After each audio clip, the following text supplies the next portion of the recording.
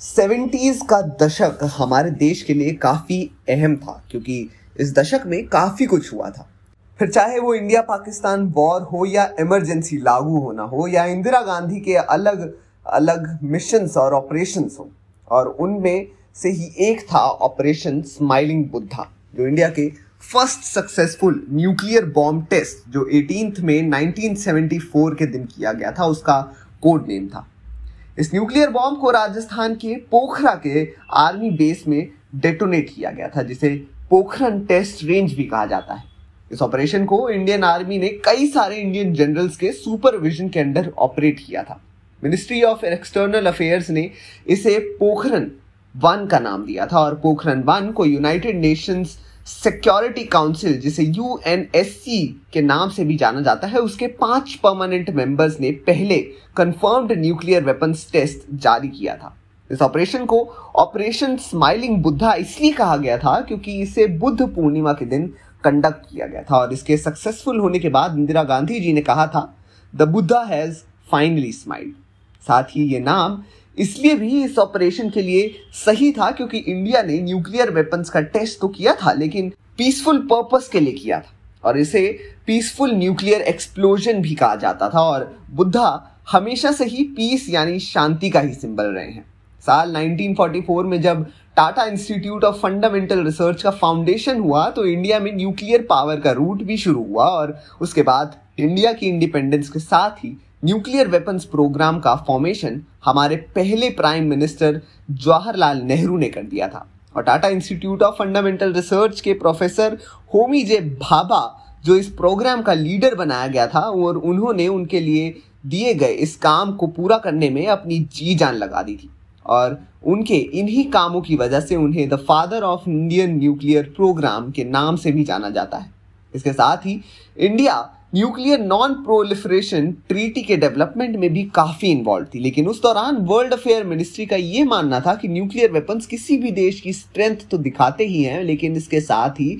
वो देश हर छोटे से बड़े देश की नजरों में भी आ रहा है। इसलिए उन्होंने ट्रीटी को अपने ऑपरेशन से ऑप्ट आउट करने का फैसला लिया था। पहले इस मिशन का ऑब्जेक्ट पीसफुल डेवलपमेंट ही था, लेकिन साल 1954 में होमी भाभा ने वेपन्स के डिजाइन और प्रोडक्शन पर फोकस करना शुरू कर दिया, और इसके लिए मुंबई में उन्होंने ट्रॉम्बे एटॉमिक एनर्जी एस्टैब्लिशमेंट को फॉर्म किया, और उसके साथ ही अगस्त में department of atomic energy DAE की स्थापना हुई, और इस गवर्नमेंटल एजेंसी ने इंडियन न्यूक्लियर वेपन्स प्रोग्राम के पिवटल मोमेंट्स में से एक थी, और यही से न्यूक्लियर वेपन्स को लेकर इंडिया ने अपने इरादे और भी मजबूत कर लिए। उसके बाद साल 1966 में लाल बहादुर शास्त्री हमारे इंडिया के प्राइम मिनिस्टर बने, और उन्होंने न्यूक्लियर वेपन्स प्रोग्राम को लीड करने के लिए विक्रम साराभाई को अपॉइंट किया। तब इस प्रोग्राम की स्पीड कम होती हुई नजर आई थी, क्योंकि विक्रम साराभाई गांधी जी के सिद्धांतों पर चलने वाले इंसान थे, और उन्होंने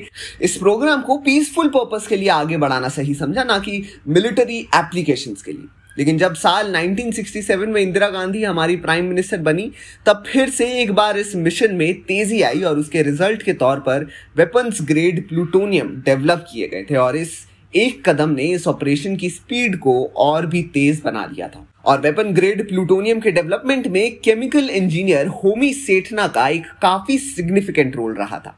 साथ ही इस ऑपरेशन की सीक्रेसी और फंक्शनैलिटी को बनाए रखने के लिए सिर्फ 75 इंजीनियर्स और साइंटिस्ट को अपॉइंट किया गया था। साल 1967 से लेकर 74 तक APJ अब्दुल कलाम जी को DRDO के रिप्रेजेंटेटिव के तौर पर अपॉइंट किया था, और उनका भी इस ऑपरेशन में एक अहम रोल था। न्यूक्लियर वेपन्स डिवाइस की इम्प्लोजन टाइप डिजाइन थी, और वो अमेरिकन न्यूक्लियर बॉम्ब जिसे फैटमैन के नाम से जाना जाता था, और जिसने दशकों पहले जापानीज सिटी नागासाकी को डिस्ट्रॉय किया था, उससे काफी मिलता जुलता था। इस डिवाइस में एक हेक्सागोनल क्रॉस सेक्शन था जिसका डायमीटर 1.25 मीटर था, और उसका वेट 1400 kg था। जब सुबह 8:05 पर इसके फायरिंग बटन को पुश किया गया था, तब ये डिवाइस डेटोनेट हुआ था, और इस डिवाइस को थार डेजर्ट के आर्मी पोखरन टेस्ट रेंज के 107 मीटर अंडर रखा गया था। इस पूरे ऑपरेशन को, इसके प्रोग्राम डेवलपमेंट और यहां तक कि इसके लॉन्च होने को भी कॉन्फिडेंशियल रखा गया था, जिस वजह से ये पूरा मामला